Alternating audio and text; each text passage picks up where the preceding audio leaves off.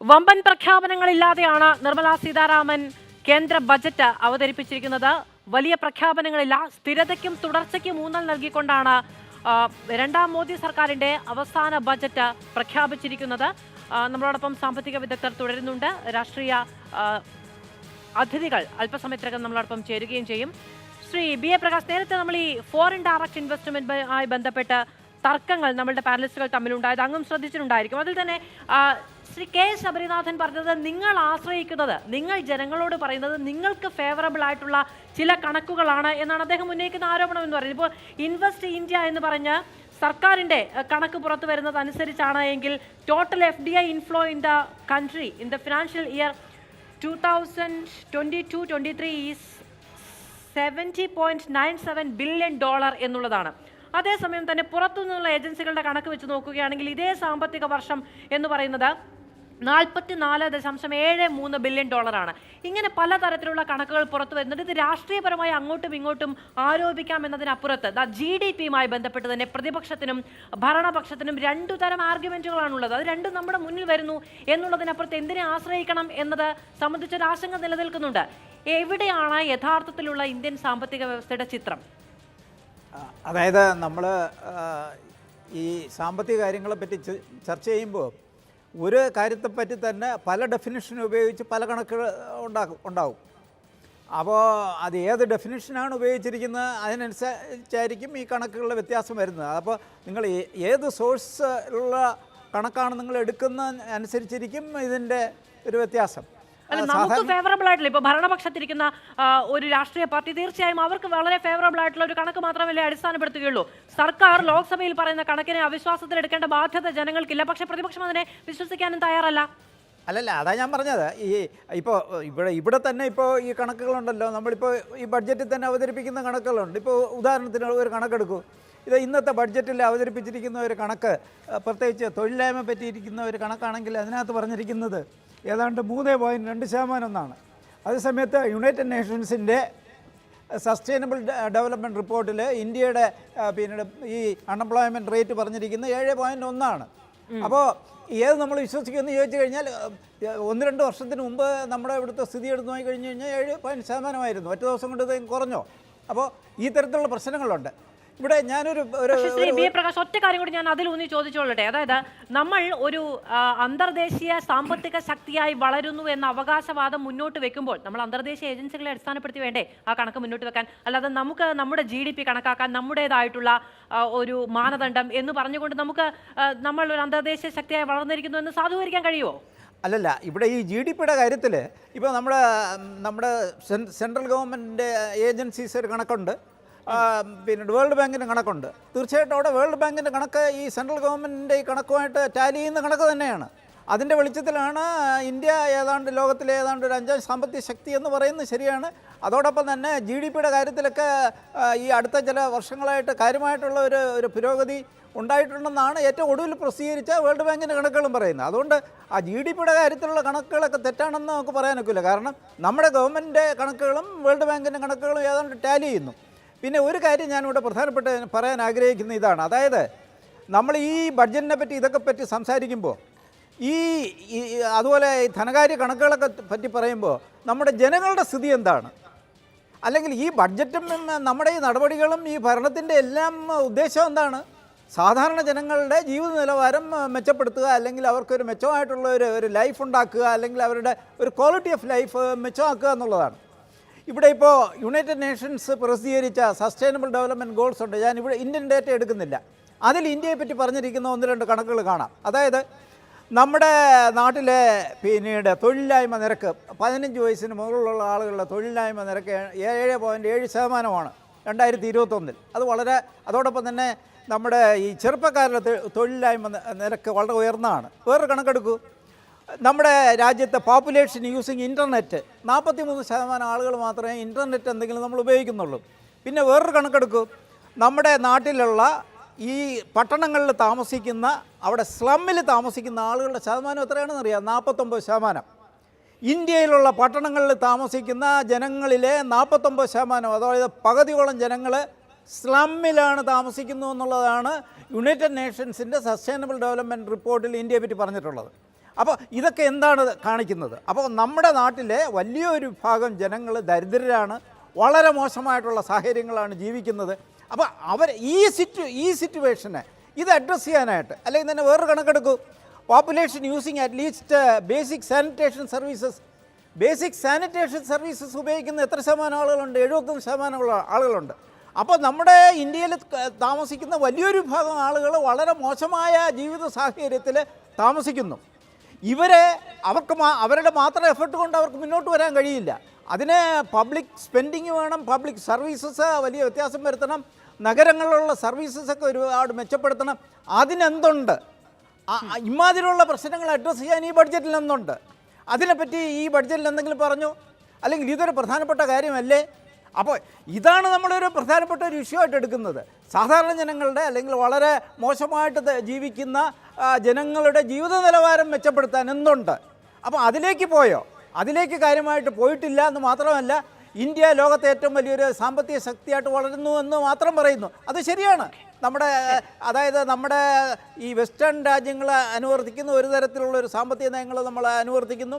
വലിയ തോതിലുള്ള ഇൻവെസ്റ്റേഴ്സിനെ നമ്മൾ പ്രൊമോട്ട് ചെയ്യുന്നു, നമ്മൾ കൂടുതൽ ഉൽപ്പാദിപ്പിക്കുന്നു. അത് വേണ്ടെന്ന് ഞാൻ പറയുന്നില്ല. ആ ലൈനിൽ നമ്മൾ വിജയിക്കുന്നു. പക്ഷേ ഈ ലൈനിൽ അവിടെ നമ്മൾ വിജയിക്കുമ്പോൾ ഈ ലൈനിൽ, അതായത് സാധാരണ ജനങ്ങളുടെയും ദരിദ്ര ജനവിഭാഗങ്ങളുടെയും മോശമായിട്ടുള്ള ജീവിത നിലവാരമുള്ള വലിയ വിഭാഗം ജനങ്ങളുടെ കാര്യത്തിൽ ഒന്നും ചെയ്യുന്നില്ല എന്ന് ഞാൻ പറയുന്നില്ല, പലതും ചെയ്യുന്നുണ്ട്. പക്ഷേ അത് കാര്യമായിട്ട് അവരുടെ നിലവാരത്തിലൊരു വ്യത്യാസം വരുത്താനായിട്ടുള്ള ഒരു നടപടികളും സാമ്പത്തിക വിദഗ്ധൻ ശ്രീ ജോർജ് തോമസ് കൂടി ചേരുകയാണ്. ശ്രീ ജോർജ് തോമസ്, ഇപ്പോൾ ഇന്ത്യ ഒരു 5 ട്രില്യൺ ഇക്കണോമിയായി വളർത്തിയെടുക്കും എന്നുള്ളത് കഴിഞ്ഞ ബജറ്റിൻ്റെ സമയത്തു തന്നെയുള്ള മോദി സർക്കാരിൻ്റെ പ്രഖ്യാപനമാണ്. അത് 2030 കൂടി അടുത്ത 3 വർഷത്തിനുള്ളിൽ സാധ്യമാകും. 2030 അതൊരു 7 ട്രില്യൺ ഇക്കോണമിയായി വളർത്തിയെടുക്കും എന്നുള്ളതാണ് ജനുവരി 29 ധനമന്ത്രാലയം പുറത്തുവിട്ടിരിക്കുന്ന ഒരു വിവരം എന്ന് പറയുന്നത്. ധനമന്ത്രി തന്നെ പറഞ്ഞിരിക്കുന്നത്, നമുക്ക് ഈ മുന്നോട്ട് പോക്ക് ഇത്രയധികം സാമ്പത്തികമായിട്ടുള്ള വളർച്ച കൈവരിക്കാൻ പോകുന്ന തരത്തിലാണ് എന്ന് വിചാരിക്കുന്നുണ്ടോ? ഞാൻ Madhu, once again thank you for inviting me. ഞാൻ ആദ്യം അതിൽ ഡീറ്റെയിൽഡായിട്ട് പോകുന്നതിന് മുമ്പായിട്ട് ഞാൻ ഈ ബഡ്ജറ്റിനെ പറ്റിയുള്ള എൻ്റെ കാഴ്ചപ്പാട് ഞാൻ ഒന്ന് ഹൈലൈറ്റ് ചെയ്യാം. അതിനുശേഷം നമുക്ക് ഡീറ്റെയിൽഡായിട്ടുള്ള മാധു പറയുന്ന രീതിയിലേക്ക് ഞാൻ സംസാരിക്കും. അപ്പം ഇത് നമ്മുടെ 6ാമത്തെ, ഇപ്പം നിർമ്മല സീതാരാമൻ നമ്മുടെ യൂണിയൻ ഫൈനാൻസ് മിനിസ്റ്ററിൻ്റെ 6ാമത്തെ ബഡ്ജറ്റാണ്, and the first interim budget. അപ്പം ഇതിനകത്തൊരു പ്രകമ്പനം കൊള്ളിക്കുന്ന രീതിയിലുള്ള പ്രഖ്യാപനങ്ങളൊന്നുമില്ല. കാര്യം ഇപ്പം 2019 interim budget which was chaired by Piyush Goyal, അന്നൊരു വളരെ പ്രകമ്പനം കൊള്ളിക്കുന്ന ഒരു ഇതായിരുന്നു മറ്റേ കിസാൻ യോജന. അതെ, അപ്പം 6000 രൂപ കൃഷിക്കാർക്ക് കൊടുക്കുക, അതൊക്കെ ഒരു റെവല്യൂഷണറി കൺസെപ്റ്റ് ആയിരുന്നു. അപ്പം അത് ഒരു ഇലക്ഷനെ മുൻനിർത്തിക്കൊണ്ടുള്ള ഒരു പ്രഖ്യാപനം തന്നെയാണ്. അപ്പം ഇപ്പോൾ അങ്ങനത്തെ ഒരു സംഭവങ്ങളൊന്നുമില്ല. സംഭവം ജസ്റ്റ് എ റെഗുലർ ബഡ്ജറ്റ്, അവരുടെ എക്സിസ്റ്റിംഗ് ആയിട്ടുള്ള ബഡ്ജറ്റിനെ ഫ്രണ്ടിലോട്ട് കൊണ്ടുപോകുന്നു.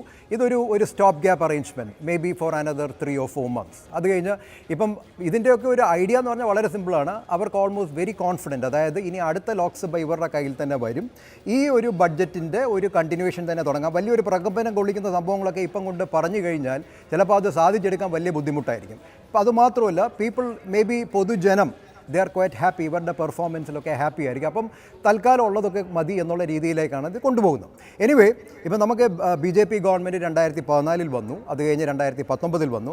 അന്ന് തൊട്ടേ അവരുടെ ബേസിക് ആയിട്ടുള്ള കുറച്ച് ടാഗുണ്ട്, അതായത് സബ്കെ സാത്ത്, സബ്കെ വികാസ്, ഇപ്പം സബ്കെ വിശ്വാസ്. അപ്പോൾ ആ ഒരു രീതിയിലേക്ക് പോകുന്നു. അപ്പോൾ എൻ്റെ ഒരു പേഴ്സണൽ കാഴ്ചപ്പാടെന്ന് പറഞ്ഞു കഴിഞ്ഞാൽ ഇതൊരു ലോങ് ലാസ്റ്റിംഗ്, അതായത് 2047, ഇപ്പം മാധു പറഞ്ഞു ഒരു $5 ട്രില്യൺ എക്കോണമി, അല്ലെങ്കിൽ ഒരു 2047 ആവുമ്പോഴത്തേക്ക് we are looking at about $20,000 per capita income, അതായത് ഒരു ഡെവലപ്ഡ് എക്കോണമിയിലേക്കുള്ള ഒരു പോക്ക്. അതിനു വേണ്ടി ഒരു ഗ്രൗണ്ട് വർക്ക് ഇടുന്ന രീതിയിലുള്ള ഒരു പ്രവർത്തനമാണ്, അല്ലെങ്കിൽ അങ്ങനത്തെ ഒരു ബഡ്ജറ്റാണ് നിർമ്മല നമ്മുടെ ഫൈനാൻസ് മിനിസ്റ്റർ കാഴ്ചവെക്കുന്നത്. ബട്ട് എനിവേ, അതിന് മുമ്പായിട്ട് നമ്മൾ ചില കാര്യങ്ങൾ, അത് ഇൻ്ററിം ബഡ്ജറ്റ് ആണെങ്കിലും ഒരു ഫുൾ ഫ്ലെഡ്ജ്ഡ് ബഡ്ജറ്റ് ആണെങ്കിലും ചില കാര്യങ്ങൾ നമ്മൾ ഫണ്ടമെൻ്റലി അറിഞ്ഞിരിക്കണം. അതായത് ഒന്നാമത്തെ കാര്യം is definitely the macro factors. അപ്പോൾ ഈ മാക്രോ ഫാക്ടേഴ്സ്, അതായത് ഇപ്പോൾ ഞാൻ പറയുന്ന ചില ഫാക്ടേഴ്സ് ആ ഫാക്ടേഴ്സിനെ സപ്പോർട്ട് ചെയ്യാൻ ഈ വരുന്ന ബഡ്ജറ്റ് എത്രത്തോളം ഉതകുന്നു എന്നുള്ള ഒരു കാര്യം നമ്മൾ മനസ്സിലാക്കിയിരിക്കണം. അപ്പോൾ മാക്രോ ഫാക്ടേഴ്സ് എന്ന് പറയുമ്പോൾ എന്തൊക്കെയാണ്? നമ്മുടെ GDP ഗ്രോത്ത്, അല്ലെങ്കിൽ നമ്മുടെ എംപ്ലോയ്മെൻറ്റ്, അല്ലെങ്കിൽ പുതിയതായിട്ടുള്ള എത്രത്തോളം തൊഴിൽ ഇവിടെ സൃഷ്ടിക്കുന്നു, എത്രത്തോളം ആൾക്കാർക്ക് പുതുതായിട്ട് ബാങ്ക് അക്കൗണ്ടുകൾ തുടങ്ങാൻ പറ്റുന്നു, എത്രത്തോളം ആൾക്കാർക്ക് ഇൻഷുറൻസ് പരിരക്ഷ കിട്ടുന്നു, എത്രത്തോളം ആൾക്കാർക്ക് പുതിയതായിട്ട് സ്റ്റോക്ക് മാർക്കറ്റ് ഇൻവെസ്റ്റ് ചെയ്യാൻ പറ്റുന്നു, എത്രത്തോളം ആൾക്കാർക്ക് മ്യൂച്വൽ ഫണ്ട്സിലോട്ട് കയറാൻ പറ്റുന്നു. അപ്പം ഇങ്ങനെയൊക്കെ നോക്കുമ്പോഴത്തേക്ക് സ്ലൈറ്റ്ലി ഓൺ ദ പതുക്കെ കയറി പോവുകയാണ്. ഇപ്പം ഇൻഷുറൻസ് കവറേജ് നമ്മൾ നോക്കുകയാണെങ്കിൽ ഇപ്പോൾ ഓൾമോസ്റ്റ് 40% ഇന്ത്യക്കാർക്ക് ഇൻഷുറൻസ് കവറേജ് ഉണ്ട്. നമ്മളൊരു ഡിമാറ്റ് അക്കൗണ്ട്, ഇപ്പോൾ സ്റ്റോക്ക് മാർക്കറ്റിൻ്റെ കാര്യം പറഞ്ഞു, ഞാൻ അത്യാവശ്യം സ്റ്റോക്ക് മാർക്കറ്റിൽ ട്രേഡ് ചെയ്യുന്ന ഒരു വ്യക്തിയാണ്. അപ്പം ഇപ്പോൾ നമ്മൾ ഡിമാറ്റ് അക്കൗണ്ടിൻ്റെ കാര്യം നോക്കുകയാണെങ്കിൽ കഴിഞ്ഞ ഒരു വർഷം 8 കോടിയായിരുന്നു ഡിമാറ്റ് അക്കൗണ്ട്. ഈ വർഷം ആയപ്പോഴത്തേക്ക് ഇറ്റ് ഇസ് ബിക്കം 11 crore. അപ്പോൾ അതായത് ഒരു വർഷം കൊണ്ട് തന്നെ 3 കോടി ഡിമാറ്റ് അക്കൗണ്ടുകൾ ഇവിടെ കൂടുകയാണ്. അതിൻ്റെ കൂടെ തന്നെ ഇപ്പം ഈ സ്റ്റോക്ക് മാർക്കറ്റിൻ്റെ ഒക്കെ ചില കാര്യങ്ങൾ നമ്മൾ നോക്കുമ്പോഴത്തേക്ക് ഇറ്റ് സോ സർപ്രൈസിങ്. അതായത് ഇന്ത്യ എന്ന് പറയുന്ന ഒരു രാജ്യത്തിൻ്റെ economic potential is unbelievably enormous. അതായത് ഇപ്പം ഈ 11 കോടി ആൾക്കാർക്ക് ഡിമാറ്റ് അക്കൗണ്ട് ഉണ്ടെങ്കിൽ പോലും റെഗുലറായിട്ട് സ്റ്റോക്കിൽ ട്രേഡ് ചെയ്യുന്ന വെറും 3 കോടി ജനങ്ങൾ മാത്രമാണ്. അതായത് ആ 3%, 3 കോടിയല്ല, 3% ഓഫ് ദ പോപ്പുലേഷൻ മാത്രമാണ് സ്റ്റോക്കിൽ റെഗുലറായിട്ട് ട്രേഡ് ചെയ്യുന്നത്. ഈ 3% ആൾക്കാർ സ്റ്റോക്കിൽ ട്രേഡ് ചെയ്യുന്ന വ്യക്തികൾ ചേർന്ന് ഇന്ത്യ ഇപ്പം 4ാമത്തെ വലിയ സ്റ്റോക്ക് മാർക്കറ്റ് ആക്കി. The first is US, second is China, third is Japan. ഒന്ന് ആലോചിച്ച് നോക്കുക, ഇന്ത്യയുടെ വെറും 3% ആൾക്കാർ റെഗുലറായിട്ട് സ്റ്റോക്ക് മാർക്കറ്റിൽ ഇൻവെസ്റ്റ് ചെയ്യുന്നത് വെച്ച് ലോകത്തിലെ 4ാമത്തെ വലിയ സ്റ്റോക്ക് മാർക്കറ്റ് അല്ലെങ്കിൽ സ്റ്റോക്ക് ഒരു മാർക്കറ്റായി ഇന്ത്യ മാറിക്കഴിഞ്ഞു. അപ്പം what I am trying to say that, അപ്പം ഈ നിർമ്മല സീതാരാമൻ നമ്മുടെ ഫൈനാൻസ് മിനിസ്റ്റർ കൊണ്ടുവരുന്ന ബഡ്ജറ്റ് എത്രത്തോളം ഈ മാക്രോ ഫാക്ടേഴ്സ്, അതായത് ഇൻഷുറൻസ് പരിരക്ഷയാണെങ്കിലും പുതിയ തൊഴിലവസരങ്ങളാണെങ്കിലും ബാങ്ക് അക്കൗണ്ടുകളാണെങ്കിലും എംപ്ലോയ്മെൻറ്റ് ഓപ്പർച്യൂണിറ്റീസ് ആണെങ്കിലും ഇതിനെയൊക്കെ എത്രത്തോളം വളർത്താൻ പറ്റുന്നു എന്നുള്ള ഒരു കമ്പാരിറ്റീവ് സ്റ്റഡി നമ്മൾ നടത്തി നോക്കണം. മാക്രോ രണ്ടാം ഘട്ടത്തിൽ ചോദ്യത്തിന്റെ ഉത്തരത്തിലേക്ക് അങ്ങേക്ക് വരാൻ കഴിഞ്ഞില്ല, ശരിയാണ്. എന്നാലും ഞാൻ മറ്റു അതിലേക്ക് പോയതിനു ശേഷം അങ്ങേക്ക് വരാം. ശ്രീ NK പ്രേമചന്ദ്രൻ, ഇപ്പോൾ ഏറ്റവും പുതുതായി നമ്മൾ ഈ ബജറ്റിന്റെ കാര്യങ്ങൾ കൂടുതൽ അതിന്റെ റിപ്പോർട്ടൊക്കെ പരിശോധിച്ച് വരുമ്പോൾ നമുക്ക് മനസ്സിലാവുന്ന ഒരു കാര്യം എന്ന് പറയുന്നത് ഏതാണ്ട് 2700 കോടിയോളം കേരളത്തിന്റെ റെയിൽവേ വികസനത്തിന് വേണ്ടിയുള്ള നീക്കിയിരിപ്പുണ്ട് എന്നുള്ളതാണ്. കഴിഞ്ഞ UPA സർക്കാരിന്റെ കാലത്ത് നീക്കി വെച്ചതിന്റെ 7 ഇരട്ടിയോളം കേരളത്തിനൊന്നും കിട്ടിയില്ല എന്ന് പറയുന്ന എന്ന വിമർശനങ്ങൾ ഉന്നയിക്കുന്ന സമയത്ത് കുറച്ചു മുമ്പാണ് V മുരളീധരൻ പറഞ്ഞത് കേരളത്തിന് ഏറ്റവും പ്രയോജനകരമായ ഒരു ബജറ്റ് ആയിരിക്കും എന്നുള്ളത്. കൂടുതൽ വിവരങ്ങൾ പുറത്തു വരുമ്പോൾ കേരളത്തെ അങ്ങ് അവഗണിച്ചു എന്ന് പറയാൻ കഴിയില്ല എന്ന് തോന്നുന്നുണ്ടോ? ഇല്ല, 2700 കോടി രൂപയുടെ റെയിൽവേ അലോക്കേഷൻ എന്ന് പറഞ്ഞാൽ 10 വർഷങ്ങൾക്ക് ശേഷമാണ് ഈ കമ്പാരിസൺ മുഴുവൻ നടക്കുന്നത്. രാജ്യത്തും ലോകത്തും ആകെ ഉണ്ടാകുന്ന സാമ്പത്തിക രംഗത്തുണ്ടാകുന്ന മാറ്റങ്ങളുമായി തട്ടിച്ചു നോക്കുമ്പോൾ അതൊക്കെ തുലവും തുച്ഛമാണ്. അതിനപ്പുറത്തേക്കൊരു പ്രത്യേക പരിഗണനയോ അല്ലെങ്കിൽ പ്രത്യേകമായിട്ടുള്ള എന്തെങ്കിലും കാര്യങ്ങളോ ചെയ്തു എന്ന്. കാരണം 2013-14 സാമ്പത്തിക വർഷത്തെ റെയിൽവേ അലോക്കേഷൻ്റെ തോതും ഇപ്പോഴത്തും കൂടി കമ്പയർ ചെയ്യുമ്പോഴാണ് നമുക്ക് ആ വ്യത്യാസം നല്ലതുപോലെ മനസ്സിലാക്കാൻ കഴിയുന്നത്. ഇത് സംസ്ഥാനത്തെ അവഗണിച്ചോ പരിഗണിച്ചോ എന്നതിനപ്പുറത്തേക്ക് പ്രധാനപ്പെട്ട പ്രശ്നം എൻ്റെ അഭിപ്രായത്തിൽ ഈ ഇടക്കാല ബഡ്ജറ്റ് അതിൻ്റെ സാങ്ക്ടിറ്റിയിൽ നിന്നുകൊണ്ട് അവതരിപ്പിച്ചു എന്നാണ്. കാരണം കേവലം 2 മാസക്കാലത്തേക്ക് മാത്രമാണ് ഒരു ഓട്ടോൺ അക്കൗണ്ട് പാസ്സാക്കി പിരിയുക എന്നതിനപ്പുറത്തേക്ക് നയപരമായ നിലപാടുകൾ പ്രഖ്യാപിക്കുകയും ഘടനാപരമായിട്ടുള്ള നികുതി പരിഷ്കാരം നടപ്പാക്കുകയും ചെയ്യാനുള്ള പൊളിറ്റിക്കൽ മാൻഡേറ്റ് സത്യത്തിൽ ഈ ഗവൺമെൻറ്റില്ല. അതുകൊണ്ട് തന്നെ പ്രഖ്യാപനങ്ങൾ പരിമിതപ്പെടുത്തേണ്ടതായിട്ടുണ്ട്. ആ കാര്യങ്ങളൊക്കെ ചെയ്യുന്ന കാര്യത്തിൽ ഒരു മിതത്വം പാലിച്ചിട്ടുണ്ട് എന്നുള്ളത് സ്വാഗതാർഹമായിട്ടുള്ള കാര്യമാണ്. എന്നാൽ പോലും ബഡ്ജറ്റിൻ്റെ ഒരു വിഷൻ, കാരണം 10 വർഷക്കാലത്തെ അവരുടെ അച്ചീവ്മെൻറ്റ്സ് അല്ലെങ്കിൽ നേട്ടങ്ങൾ ഏതാണ്ട് 55 മിനിറ്റ് നീണ്ടുനിന്ന പ്രസംഗത്തിൽ ബഹുഭൂരിപക്ഷവും ആ നേട്ടങ്ങളെ വളരെ ഗണ്യമായ നിലയിൽ വിശദീകരിക്കുമ്പോൾ രാജ്യത്തെ ജനങ്ങൾ നേരിടുന്ന മൗലികമായ ജീവൽ പ്രശ്നങ്ങൾ കൂടി ചർച്ചയിൽ കൊണ്ടുവരണം. അത് നിർഭാഗ്യവശാൽ വന്നില്ല എന്നുള്ളതാണ് ഏറ്റവും പ്രധാനപ്പെട്ട വിഷയം. ശരിയാണ്, ക്യാപിറ്റൽ ഇൻവെസ്റ്റ്മെൻറ്റിൻ്റെ കാര്യത്തിൽ BJP ഗവൺമെൻറ് പ്രത്യേകിച്ചും ഇൻഫ്രാസ്ട്രക്ചർ ഡെവലപ്മെൻറ്റിൻ്റെ കാര്യത്തിൽ നല്ല പരിഗണന നൽകിയിട്ടുണ്ട്. ഇപ്പോൾ തന്നെ 11.1 ലക്ഷം കോടി രൂപയുടെ മൂലധന നിക്ഷേപം, അതും പൊതുമൂലധന നിക്ഷേപമാണ് ഇൻഫ്രാസ്ട്രക്ചർ രംഗത്ത് അടിസ്ഥാന സൗകര്യ മേഖലയിൽ ഇൻവെസ്റ്റ് ചെയ്യാൻ വേണ്ടി നിർദ്ദേശിക്കപ്പെട്ടിട്ടുള്ളത്. നല്ലതാണ്. പക്ഷേ അതിനനുസരിച്ച് ഗൗരവതരമായ പ്രശ്നം അതിനനുസരിച്ചുള്ള തൊഴിലവസരങ്ങൾ ഉണ്ടാകുന്നില്ല. Investment generates or the growth generates employment എന്നാണ്. തൊഴിൽ സൃഷ്ടിക്കപ്പെടുമെന്നുള്ളതാണ്. പക്ഷേ അതിനനുസരിച്ചുള്ള തൊഴിൽ ദിനങ്ങൾ വർദ്ധിക്കുകയോ തൊഴിലില്ലായ്മ പരിഹരിക്കപ്പെടുകയോ ചെയ്യുന്നില്ല എന്നുള്ളത് മാത്രവുമല്ല, സ്വാതന്ത്ര്യാനന്തര ഭാരതത്തിൽ ഒരിക്കലും ഉണ്ടാകാത്ത നിലയിലുള്ള തൊഴിലില്ലായ്മ നിരക്കിൻ്റെ വർധനമാണ് ഈ കഴിഞ്ഞ കാലങ്ങളിൽ രേഖപ്പെടുത്തി. അതിപ്പോഴും ഏതാണ്ട് 6% മുകളിലായി നിൽക്കുന്നു എന്ന് വേണം മനസ്സിലാക്കാൻ. അതുപോലെ തന്നെയാണ് വളരെ പ്രധാനപ്പെട്ട ഒരു പ്രശ്നം തന്നെയാണ് വിലക്കയറ്റത്തിൻ്റെ കാര്യത്തിൽ, ഇൻഫ്ലേഷൻ റേറ്റിൻ്റെ കാര്യത്തിൽ. അതൊന്നും ഈ 10 വർഷക്കാലത്തെ അച്ചീവ്മെൻറ്റ്സ് വിശദമായി പ്രഖ്യാപിക്കുന്ന ബഹുമാനപ്പെട്ട ധനമന്ത്രിയുടെ പ്രസംഗത്തിൽ അവരുടെ നേട്ടങ്ങളുടെ പട്ടിക പറയുമ്പോൾ തന്നെ വിലക്കയറ്റം നിർണ്ണയിക്കുന്നതിൽ, നിയന്ത്രിക്കുന്നതിൽ എത്രമാത്രം ഈ ഗവൺമെൻറ് വിജയിച്ചു എന്ന കാര്യത്തെ സംബന്ധിച്ച് ജനങ്ങളോട് പറയണ്ടേ? അവിടെ ഗുരുതരമായിട്ടുള്ള പ്രതിസന്ധിയാണ് വിലക്കയറ്റം കൊണ്ട്. ഇന്നും രാവിലെ അത് പാചകവാതകത്തിൻ്റേത് വാണിജ്യാവശ്യത്തിനുള്ള വാതകമാണെങ്കിൽ പോലും ദിനേന വർദ്ധിച്ചു കൊണ്ടിരിക്കുകയാണ്. പെട്രോൾ, ഡീസൽ, പാചകവാതകം, അതുമായി ബന്ധപ്പെട്ട വിവിധ നിത്യോപയോഗ സാധനങ്ങൾ. അപ്പോൾ ഇത്തരത്തിൽ ഇൻഫ്ലേഷൻ റേറ്റിൻ്റെ വർധനവ് അല്ലെങ്കിൽ ഇൻഫ്ലേഷൻ അഡ്രസ്സ് ചെയ്യാൻ കഴിയുന്നില്ല. അതിൻ്റെ ഭാഗമായി വിലക്കയറ്റം കുത്തനെ ഉയർന്നുകൊണ്ടിരിക്കുന്നു. സാധാരണ ജനങ്ങളുടെ ദൈനംദിന ജീവിതം ദുസ്സഹമായി മാറിക്കൊണ്ടിരിക്കുന്നു. വൻതോതിലുള്ള ക്യാപിറ്റൽ ഇൻവെസ്റ്റ്മെൻറ്റ് ഉണ്ടാകുന്നു എന്ന് അവകാശപ്പെടുമ്പോഴും ആനുപാതികമായിട്ടുള്ള തൊഴിൽ വളർച്ചാ നിരക്ക് പ്രകടമാകുന്നില്ല. മറ്റൊരു പ്രധാനപ്പെട്ട പ്രശ്നം കൂടി പൊതുവായി ഈ ബഡ്ജറ്റിനെ സംബന്ധിച്ച് ചൂണ്ടിക്കാണിക്കാൻ ഞാൻ ആഗ്രഹിക്കുന്നത് multi dimensional poverty index. NITI Aayog പഴയ ദാരിദ്ര്യരേഖയ്ക്ക് പകരം പുതുതായി ഉണ്ടാക്കിയിട്ടുള്ളതാണ്. 9 ഇൻഡിക്കേറ്റേഴ്സിൻ്റെ അടിസ്ഥാനത്തിലാണെന്ന് തോന്നുന്നു മൾട്ടി ഡൈമെൻഷണൽ പോവർട്ടി ഇൻഡെക്സ്. വിവിധ ഘടകങ്ങളെ ആസ്പദമാക്കിക്കൊണ്ടുള്ള ദാരിദ്ര്യ സൂചികയെ സംബന്ധിച്ചാണ് ഞാൻ ഈ പറയുന്നത്. അതിൽ അവകാശപ്പെടുന്ന എന്താണ്? 25 കോടി ജനങ്ങൾ ദാരിദ്ര്യത്തിൽ നിന്ന് വിമുക്തമാക്കിയെടുക്കാൻ കഴിഞ്ഞു എന്നാണ് ഗവൺമെൻറ് ബഡ്ജറ്റ് പ്രസംഗത്തിൽ ഒരു ഭാഗത്ത് അവകാശപ്പെടുന്നതെങ്കിൽ അതേ ബഡ്ജറ്റ് പ്രസംഗത്തിലും ബഡ്ജറ്റിൻ്റെ ഡീറ്റെയിൽഡ് എസ്റ്റിമേറ്റ്സിലും വളരെ കൃത്യമായി പറയുന്നു 80 കോടി ജനങ്ങൾക്ക് ലഭിച്ചുകൊണ്ടിരുന്ന ഫ്രീ റേഷൻ, സൗജന്യ റേഷൻ വീണ്ടും തുടരും. വരുന്ന 5 വർഷക്കാലത്തേക്ക് കൂടി തുടരുമെന്നാണ് കഴിഞ്ഞ ബഡ്ജറ്റിൽ പ്രഖ്യാപിച്ചത്. ഇപ്പോഴും തുടരുന്നു. ഇത് രണ്ടും എങ്ങനെയാണ് പരസ്പരം യോജിച്ചു പോകുന്നതെന്ന് മനസ്സിലാക്കാൻ കഴിയുന്നില്ല. അതുപോലെ നാഷണൽ റൂറൽ ലൈവ്ലിഹുഡ് മിഷൻ, അതായത് ഗ്രാമീണ മേഖലയിലെ ജീവിതം നിലനിർത്തിക്കൊണ്ടു പോകുന്നതിന് വേണ്ടി വളരെ പാവപ്പെട്ടവരിൽ പാവപ്പെട്ടവരായിട്ടുള്ള സാധാരണക്കാർക്ക് വേണ്ടി ആസൂത്രണം ചെയ്തിട്ടുള്ള പദ്ധതിയാണ് NRLM. ആ നാഷണൽ റൂറൽ ലൈവ്ലിഹുഡ് മിഷനുമായി ബന്ധപ്പെട്ട് 13.8 കോടി ജനങ്ങളാണ് അതിൻ്റെ പരിധിയിൽ വരുന്നത്. ഇതൊക്കെ ഒരു ഭാഗത്ത് സ്ഥിതിവിവര കണക്കുകൾ ഇത് പറയുകയും വളരെ റോസി ആയിട്ടുള്ളൊരു പിക്ചർ, വളരെ ആകർഷകമായിട്ടുള്ള ഒരു ചിത്രം രാജ്യത്തിൻ്റെ ധനസ്ഥിതിയെ സംബന്ധിച്ച് പ്രസിദ്ധീകരിക്കുകയും ചെയ്യുന്നൊരു വലിയ മാനേജ്മെൻറ്റ് ഈ കാര്യത്തിലുണ്ട് എന്നുള്ള വസ്തു കൂടി മനസ്സിലാക്കണം. ഞാൻ ഒരിക്കലും നേട്ടങ്ങളായി തന്നെ കാണുന്നു. അതാണ് ഞാൻ ആവർത്തിച്ച് പറഞ്ഞത്. ഇൻഫ്രാസ്ട്രക്ചർ ഡെവലപ്മെന്റിന്റെ അടക്കമുള്ള കാര്യങ്ങളെ പറ്റിയൊക്കെ മാത്രമല്ല ഈ ബജറ്റ് മുന്നോട്ട് വെച്ചൊരു കാഴ്ചപ്പാട് അടക്കമുള്ള കാര്യങ്ങളെ അങ്ങ് വളരെ ശ്ലാഘിച്ചുകൊണ്ട് തന്നെയാണ് സംസാരിക്കുകയും ചെയ്തത്. ഞാൻ അങ്ങിലേക്ക് തിരികെ വരാം. ശ്രീ വി ശിവദാസൻ, അതായത് ധനമന്ത്രി ഇങ്ങനെ വളരെ നോർമലായ, പ്രതിപക്ഷം തന്നെ എടുത്തു പറയുന്ന തരത്തിലുള്ള വലിയ പ്രഖ്യാപനങ്ങളോ പളപളപ്പോ ഒന്നുമില്ലാത്തൊരു ബജറ്റ് പ്രസംഗം അവസാനിപ്പിക്കുന്നത് മോദി ഗ്യാരണ്ടി പ്രഖ്യാപനത്തിന് വേണ്ടിയാണോ? പ്രകടന പത്രിക കൂടുതൽ തിളങ്ങാൻ വേണ്ടി ഒരു ചെറിയ വര വരച്ചു എന്നേ ഉള്ളോ? ഇന്നലെ രാഷ്ട്രപതി നടത്തിയിട്ടുള്ള നയപ്രഖ്യാപന പ്രസംഗത്തിൻ്റെ കോപ്പി എടുത്തുകൊണ്ടാണ് ഇന്ന് നിർമ്മലാ സീതാരാമൻ ബജറ്റ് അവതരിപ്പിച്ചിട്ടുള്ളതെന്ന് പറയേണ്ടി വരും. എന്ന് വെച്ചാൽ അതിലെ വാചകങ്ങൾ ആവർത്തിക്കുക, ഒരു രാഷ്ട്രീയ പ്രസംഗം നടത്തുക, തെരഞ്ഞെടുപ്പ് ക്യാമ്പയിന് വേണ്ടിയുള്ള ചില പ്രഖ്യാപനങ്ങൾ നടത്തുക എന്നുള്ളതിനപ്പുറത്ത് എന്തെങ്കിലും ഉള്ളടക്കം ഈ ബജറ്റിലുണ്ട് എന്ന് പറയാൻ പറ്റില്ല. കാരണം അവർ ഒന്നാമതായിട്ട് പറയുന്നത് എന്താ? ഇന്ത്യ ഏറ്റവും വലിയ സമ്പദ് വ്യവസ്ഥയാക്കി മാറ്റും, GDP ഏറ്റവും മുന്നിലിരിക്കുന്ന രാജ്യങ്ങളിൽ ഒന്നാക്കി ഇന്ത്യയെ മാറ്റുമെന്നാണ് അവർ പറയുന്നത്. അതിലെന്താണ് വലിയൊരു അത്ഭുതം? ഇന്ത്യയുടെ ജനസംഖ്യയായിട്ടും താരതമ്യം ചെയ്ത് നോക്കുക. ഇന്ത്യൻ ജനസംഖ്യ എത്രയാണ്? ഒരു 140 കോടി ജനസംഖ്യയുള്ള ഇന്ത്യയുടെ GDP എന്ന് പറയുന്നത് ഇപ്പോൾ നിലവിൽ ഇന്ത്യൻ GDP എന്നുള്ളത് നമ്മളിപ്പോൾ തന്നെ $3.385 ട്രില്യൺ ആണ്. ഇവിടെ UKD എടുത്തു കഴിഞ്ഞാൽ അത് 3.071 ട്രില്യൺ ആണ്. ഇനി നമ്മുടെ സൗദി അറേബ്യയുടെ എടുത്തു കഴിഞ്ഞാൽ അത് 1.108 ട്രില്യൺ ആണ്. സൗദി അറേബ്യയുടെ ജനസംഖ്യ എത്രയാണ്?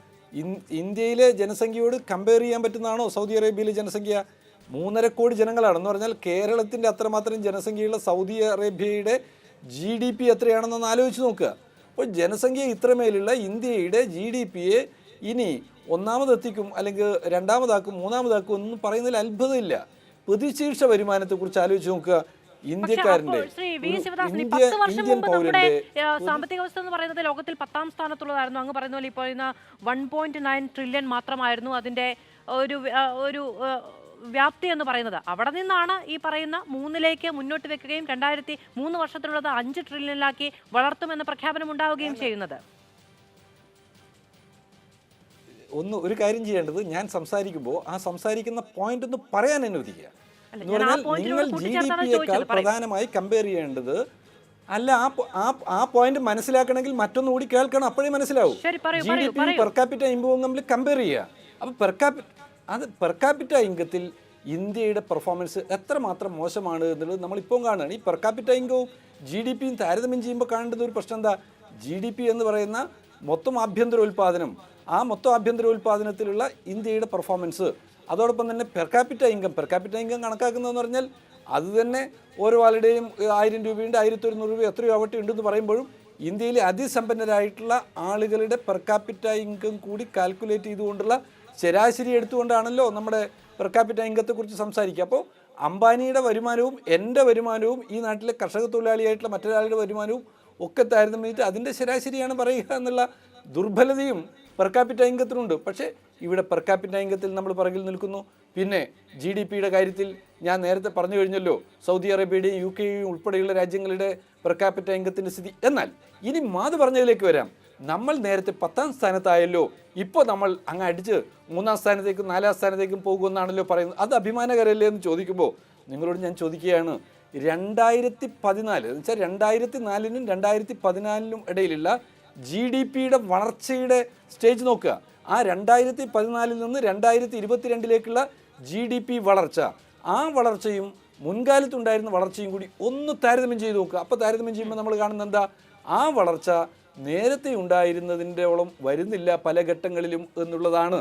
അപ്പോൾ ഈ സർക്കാർ, മോദിയുടെ നേതൃത്വത്തിലുള്ള സർക്കാർ പറയുന്ന കാര്യങ്ങൾ നടപ്പിലാക്കുന്നില്ല എന്നുള്ളത് മാത്രമല്ല, അവരുടെ പ്രഖ്യാപനങ്ങളുടെ പൊള്ളത്തരം ഇവിടെ ഒന്നാമതായി അടയാളപ്പെടുത്തപ്പെടുകയാണ്.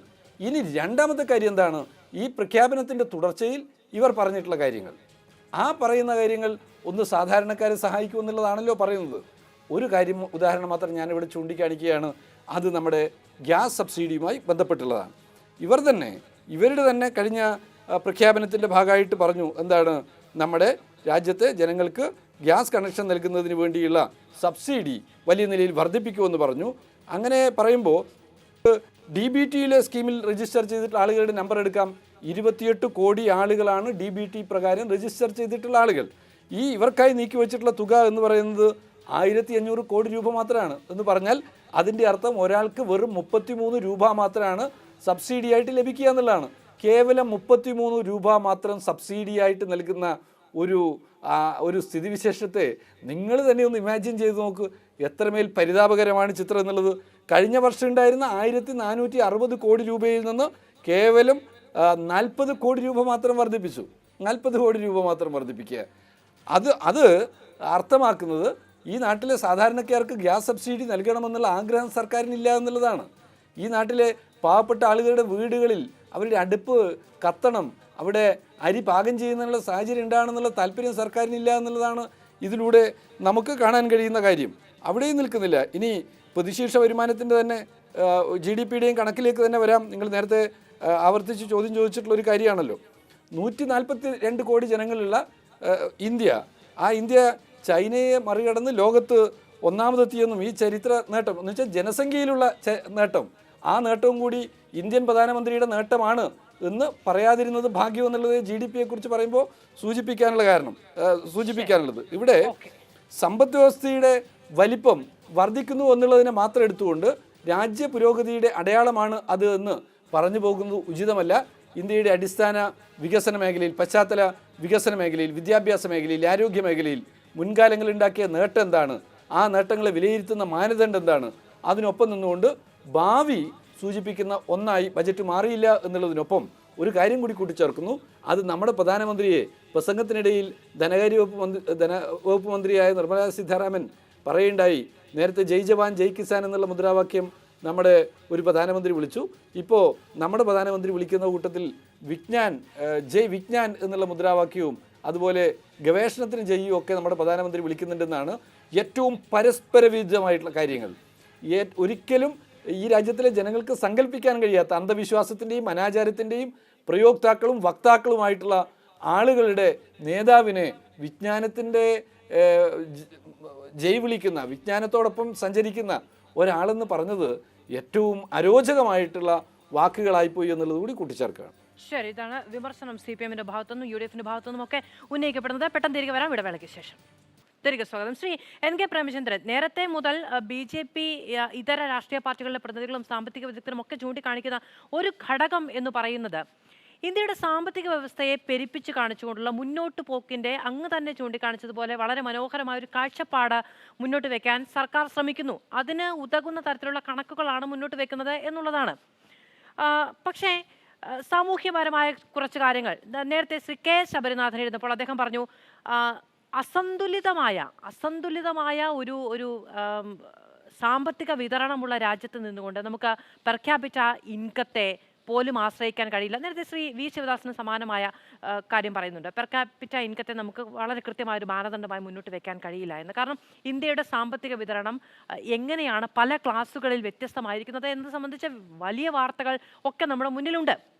അപ്പോൾ അടിസ്ഥാനപരമായി ഈ പറയുന്ന ഭക്ഷ്യധാന്യ വിതരണം അടക്കം അതിൻ്റെ അടക്കം ബെനഫിഷ്യറീസ് ആയിട്ടുള്ള ഒരു ക്ലാസ് അവരെ അഡ്രസ്സ് ചെയ്യാതെ, അവരെ അതിൽ നിന്ന് മുന്നോട്ട് കൊണ്ടുവരാനുള്ള സാമ്പത്തിക പ്രഖ്യാപനങ്ങളില്ലാതെ, നേരത്തെ ശ്രീ BA പ്രകാശ് പറയായിരുന്നു അങ്ങനെ ഒരു പ്രശ്നമേ ഇന്ത്യയിലില്ല എന്നു തരത്തിൽ അതിനെ കവർ ചെയ്തുകൊണ്ടുള്ള പ്രഖ്യാപനങ്ങൾ എത്രത്തോളം യാഥാർത്ഥ്യത്തോട് ചേർന്ന് നിൽക്കും?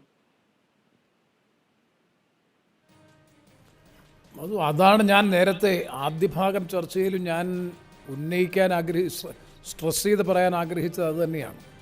കാരണം മൗലികമായ അടിസ്ഥാനപരമായ ജനങ്ങളുടെ ജീവൽ പ്രശ്നങ്ങൾ അത് അഡ്രസ്സ് ചെയ്യുന്ന കാര്യത്തിൽ ഈ ഗവൺമെൻറ് ഒരു ടോട്ടൽ ഫെയിലൂറാണ് എന്ന കാര്യത്തിൽ ഒരു സംശയവും വേണ്ട. അതുതന്നെയാണ് നേരത്തെ ശ്രീ ശിവദാസൻ ഉൾപ്പെടെയുള്ളവർ സൂചിപ്പിച്ച പെർ ക്യാപിറ്റ ഇൻകം, പ്രതിശീർഷ വരുമാനത്തിൻ്റെ കാര്യത്തിൽ ഉണ്ടായിട്ടുള്ള സ്ഥിതിയെ സംബന്ധിച്ച് നമ്മൾ പരിശോധിച്ചു. രാജ്യത്തിൻ്റെ ആഭ്യന്തര മൊത്തം ഉൽപ്പാദന വളർച്ചാ നിരക്കിൽ ഉണ്ടായിട്ടുള്ള വർധനവൊന്നും ആർക്കും നിഷേധിക്കാൻ കഴിയില്ല. അതൊക്കെ പൊതു സ്റ്റാറ്റിസ്റ്റിക്സിലുള്ള വിവരങ്ങൾ തന്നെയാണ്.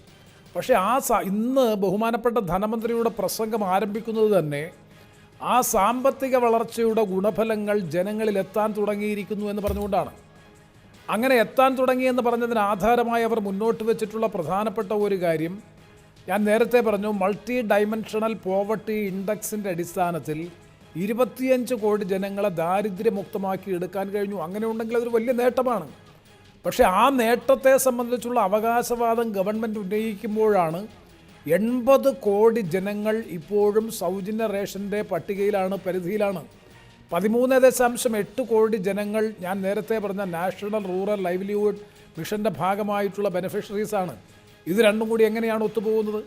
അതുപോലെ ഇൻവെസ്റ്റ്മെൻറ്റിൻ്റെ ഭാഗമായിട്ടുള്ള എംപ്ലോയ്മെൻറ്റ് ജനറേഷൻ ഉണ്ടാകുന്നുണ്ടോ? അവരതിൽ കൺസേണേ അല്ല. തൊഴിലധിഷ്ഠിതമായിട്ടുള്ള അല്ലെങ്കിൽ തൊഴിൽ വളർച്ചാ നിരക്ക് പ്രദാനം ചെയ്യുന്ന സാമ്പത്തിക നിക്ഷേപമാണ് രാജ്യത്തെ സംബന്ധിച്ചിടത്തോളം സന്തുലിത വികസനത്തിനും രാജ്യത്തിൻ്റെ പൊതു താല്പര്യത്തിനും നന്മ. അപ്പോൾ ഇവിടെ രാജ്യത്തുണ്ടായിട്ടുള്ളത് കോർപ്പറേറ്റുകൾക്ക് ലഭിച്ചിട്ടുള്ള കാരണം നിങ്ങൾ 2014 മുതൽ 24 വരെയുള്ള ഇന്ത്യൻ പാർലമെൻറ്റിൻ്റെ 10 വർഷക്കാലത്തെ നിയമനിർമ്മാണ പ്രക്രിയ പരിശോധിച്ചാൽ അറിയാം, ഒരു 70% വരുന്ന നിയമങ്ങളും ഈസ് ഓഫ് ഡൂയിങ് ബിസിനസ് അല്ലെങ്കിൽ വ്യാപാര വാണിജ്യ മേഖലയിൽ പരമാവധി എളുപ്പത്തിൽ ഇൻവെസ്റ്റ്മെൻറ്റ് ഫ്രണ്ട്ലി എന്ന പേരിൽ വലിയ മൂലധന ശക്തികൾക്ക് രാജ്യത്ത് നിലവിലുള്ള ഒട്ടനവധി ക്ഷേമ പദ്ധതി, പ്രത്യേകിച്ചും തൊഴിലാളികളടക്കമുള്ള സാധാരണ ജനങ്ങൾ അനുഭവിച്ചു കൊണ്ടിരുന്ന ആനുകൂല്യങ്ങൾ പരിമിതപ്പെടുത്തിക്കൊണ്ട് നിരവധി ആനുകൂല്യങ്ങൾ, അതാണ് കോർപ്പറേറ്റ് ടാക്സ് 30% നിന്ന് 22.5% വെട്ടിക്കുറയ്ക്കുന്നതിലൂടെ രാജ്യത്തിൻ്റെ പൊതു ഖജനാവിന് വന്നിട്ടുള്ള നഷ്ടം എത്രയാണ്, അല്ലെങ്കിൽ ലോസ് എത്രയാണ്? എന്നാൽ അതിന് സമാനമായ നിലയിൽ സാധാരണക്കാർക്ക് ക്ഷേമം ഉറപ്പു നൽകുന്ന പദ്ധതികൾ ആവിഷ്കരിക്കാൻ ഗവൺമെൻറ് കഴിഞ്ഞിട്ടുണ്ടോ? ഏറ്റവും അങ്ങനെ കഴിഞ്ഞു എന്ന് പറയാൻ അവകാശപ്പെടാൻ കഴിയുന്നത് പുതിയൊരു പദ്ധതി പ്രൈം മിനിസ്റ്റേഴ്സ് കിസാൻ സമ്മാൻ യോജനയാണ്.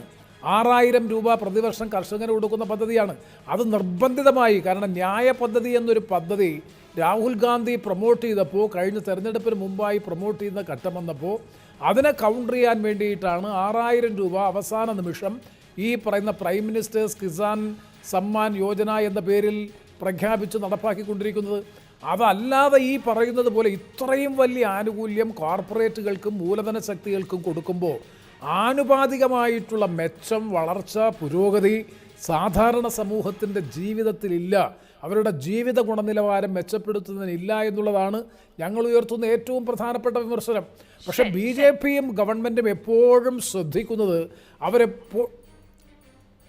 ശരി, ശ്രീ BA പ്രകാശ്, പക്ഷേ ഈ പറയുന്ന ഈ കാര്യം, അതായത് ആളുകൾക്ക് തൊഴിൽ കിട്ടുന്നതുമായി ബന്ധപ്പെട്ടുള്ള പ്രഖ്യാപനങ്ങളില്ലാതെ എത്രത്തോളം മുന്നോട്ട് പോകാൻ കഴിയുമെന്നതൊരു പ്രശ്നമുണ്ട്. എംപ്ലോയ്മെന്റ് ഉണ്ടാകുമ്പോഴാണ് പണത്തിന്റെ ഒരു ചംക്രമണം ഉണ്ടാകുന്നത്. 45 വർഷക്കാലത്തെ ഏറ്റവും വലിയ തൊഴിലില്ലായ്മ മുന്നോട്ട് വെക്കുമ്പോൾ അതിന് ഉതകുന്ന തരത്തിലുള്ള പ്രഖ്യാപനങ്ങൾ ഉണ്ടാകണ്ടേ? നമുക്കറിയാം, ഈ അഗ്നിപഥൊക്കെ വന്ന സമയത്ത് വലിയ പ്രതിഷേധമുണ്ടായതാണ്. നമ്മുടേതടക്കമുള്ള സംസ്ഥാനങ്ങളിൽ തൊഴിലില്ലായ്മ പ്രശ്നം വലിയ തോതിൽ രൂക്ഷവുമാണ്. ആ ഒരു ഒരു ഒരു ഏരിയ തൊട്ടുപോലും നോക്കാതെയാണോ മുന്നോട്ട് പോയിട്ടുള്ളത്? അതായത് ഇന്ത്യ പോലുള്ള വലിയൊരു രാജ്യമാണ്. അതിൽ വലിയ വിഭാഗം ജനങ്ങൾ ദരിദ്രരോ അല്ലെങ്കിൽ വളരെ മോശമായിട്ടുള്ള ജീവിത സാഹചര്യങ്ങളിൽ കഴിയുന്നവരാണ്. അപ്പോൾ സാധാരണഗതിയിലുള്ള ഒരു കമ്പോള പ്രക്രിയ മൂലം, കമ്പോള മാറ്റങ്ങൾ കൊണ്ട് മാത്രം ഈ പ്രശ്നങ്ങൾ നമുക്ക് അഡ്രസ്സ് ചെയ്യാൻ കഴിയില്ല എന്നുള്ളതാണ്. ഇവിടെ ഇപ്പോൾ ഈ BJP സർക്കാർ കൊടുത്തിരിക്കുന്ന ഒരു വലിയൊരു ത്രസ്റ്റ് ഈ കമ്പോളത്തിനെ പ്രൊമോട്ട് ചെയ്യുക, അല്ലെങ്കിൽ വലിയ ഇൻവെസ്റ്റേഴ്സിനെ പ്രൊമോട്ട് ചെയ്യുക, വലിയ തോതിൽ ലാർജ് സ്കെയിൽ പ്രൊഡക്ഷൻ നടത്തുക. അതൊരു ഒരു തരത്തിൽ എക്കോണമി വലുതാകുന്നു എന്നുള്ളതാണ്. പക്ഷേ അതുമൂലം വലിയ വിഭാഗം ഇപ്പോൾ ചെറുകിട വ്യവസായം ചെയ്യുന്ന ആളുകളും, അല്ലെങ്കിൽ ഇൻഫോർമൽ സെക്ടറിൽ പ്രവർത്തിക്കുന്ന ആളുകളും, അല്ലെങ്കിൽ നാമമാത്ര തൊഴിൽ ചെയ്യുന്ന ആളുകളും, അല്ലെങ്കിൽ വളരെ ദരിദ്ര വിഭാഗങ്ങളിൽ പെടുന്നവർക്ക് അവർക്കൊരു ഇൻകം ഉണ്ടാകുന്നില്ല എന്നുള്ളതാണ്. അപ്പോൾ നമ്മുടെ പോലുള്ള ഒരു സമ്പദ്ഘടനയിൽ ഈ സർക്കാർ കമ്പോളത്തിൽ കൂടുതൽ ഇടപെടുക, അല്ലെങ്കിൽ സർക്കാർ ഈ ദരിദ്ര ജനവിഭാഗങ്ങളുടെ ജീവിത നിലവാരം മെച്ചപ്പെടുത്താൻ സഹായകരമായിട്ടുള്ള പബ്ലിക് സർവീസസ് കൊടുക്കുക.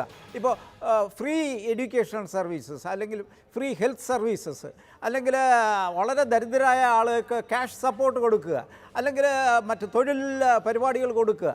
അപ്പോൾ കമ്പോളത്തിൽ സർക്കാർ ഇടപെടുക എന്നുള്ളതാണ്. അപ്പോൾ നേരത്തെയുള്ള സർക്കാരുകളൊക്കെ BJP സർക്കാരുകൾക്ക് മുമ്പുള്ള സർക്കാരുകൾ ഈ കമ്പോളത്തിൽ ഇടപെട്ട് ഈ ദരിദ്ര ജനവിഭാഗങ്ങൾക്ക് കൂടുതൽ സഹായം കൊടുക്കുന്ന ഒരു സാമ്പത്തിക നയങ്ങളെ അനുവർത്തിച്ചു വന്നു. ഇപ്പോൾ ഈ BJP സർക്കാർ ചെയ്തുകൊണ്ടിരിക്കുന്നതെന്ന് പറഞ്ഞാൽ അതിൽ നിന്നൊക്കെ പിന്മാറുന്നു എന്നുള്ളതാണ്. അതായത് വലിയ തോതിലുള്ള ഒരു കമ്പോള ഇടപെടലിലേക്ക് പോകുന്നില്ല. അതോടൊപ്പം തന്നെ സർക്കാരും വലിയ തോതിൽ പണം ഈ ദരിദ്ര ജനവിഭാഗങ്ങളുടെ താല്പര്യങ്ങൾക്ക് വേണ്ടി ചിലവാക്കുന്നില്ല. അതെല്ലാം കമ്പോളം നടത്തിക്കോട്ടെ എന്നുള്ള ഒരു രീതിയിലേക്കുള്ള ഒരു മാറ്റം വന്നിരിക്കുന്നു എന്നുള്ളതാണ്. അതും ഇന്നത്തെ ഈ പ്രതിസന്ധി വളരെ കൂടാനായിട്ടുള്ള ഒരു കാരണമായിട്ടുണ്ട്. ഇവിടെ ശ്രീ ജോർജ് തോമസ്, നമുക്കറിയാം, കോവിഡ് കാലത്തിന് ശേഷം വന്ന സംസ്ഥാന കേന്ദ്ര ബജറ്റുകളിലെല്ലാം ഡയറക്റ്റായി ജനങ്ങളിലേക്ക് പണം എത്തിക്കുന്ന പലതരം പ്രഖ്യാപനങ്ങൾ ഉണ്ടായിരുന്നു. അത് ആ കാലഘട്ടത്തിന്റെ ആവശ്യം എന്ന രീതിയിൽ പരിഗണിക്കപ്പെടുകയും ചെയ്തിരുന്നു. ആ ഒരു സമ്മർദ്ദത്തിൽ നിന്ന് ഇന്ത്യൻ സാമ്പത്തിക വ്യവസ്ഥ മുന്നോട്ട് പോയിട്ടുണ്ടോ? അതില്ല എങ്കിലും നേരത്തെ ശ്രീ BA പ്രകാശ് പറഞ്ഞതുപോലെ കമ്പോളത്തിന് കൈകാര്യം ചെയ്യാൻ കഴിയുന്ന സാമ്പത്തിക പ്രശ്നങ്ങളും പ്രതിസന്ധികളുമേ ഇന്ത്യയിൽ അവശേഷിക്കുന്നുള്ളൂ. അല്ല മാധു, അത് ആ ഒരു കാലഘട്ടത്തിൽ തീർച്ചയായിട്ടും ഡയറക്റ്റായിട്ട് കയ്യിൽ കാശ് എത്തേണ്ട ഒരു ആവശ്യമുണ്ടായിരുന്നു. പക്ഷേ ഇപ്പോൾ അതിൽ നിന്നൊക്കെ നമ്മൾ വളരെയധികം മുന്നോട്ട് വന്നു കഴിഞ്ഞു. പിന്നെ ഞാൻ ഇവിടെ ഒരു 3 പോയിൻ്റ് മാധു എനിക്കൊന്ന് പറയാനുണ്ട്. ഒന്നാമത്തെ കാര്യം, ഇവിടെ എംപ്ലോയ്മെൻറ്റിൻ്റെ കാര്യം പറഞ്ഞായിരുന്നു. പിന്നെ അതേപോലെ നമ്മുടെ FDIയുടെ കാര്യം, പിന്നെ അതേപോലെ നമ്മുടെ മറ്റേ ഇൻവെസ്റ്റ്മെൻറ്റ് കാര്യം. ഇപ്പം എംപ്ലോയ്മെൻറ്റിൻ്റെ ഒരു കാര്യം പറയുവാണെങ്കിൽ ഞാനത് ഈ ഡയറക്റ്റ് പേയ്മെൻറ്റിൻ്റെതായിട്ടൊരു കണക്ഷൻ അവിടെ വരുന്നുണ്ട്. അതായത് ഇപ്പം നമ്മുടെ ഇവിടുത്തെ ഏറ്റവും വലിയൊരു ദൗർഭാഗ്യം എന്ന് പറഞ്ഞു കഴിഞ്ഞാൽ ഒരു അക്കാഡമിക്സും ഇൻഡസ്ട്രിയും തമ്മിലൊരു കണക്ഷനില്ല.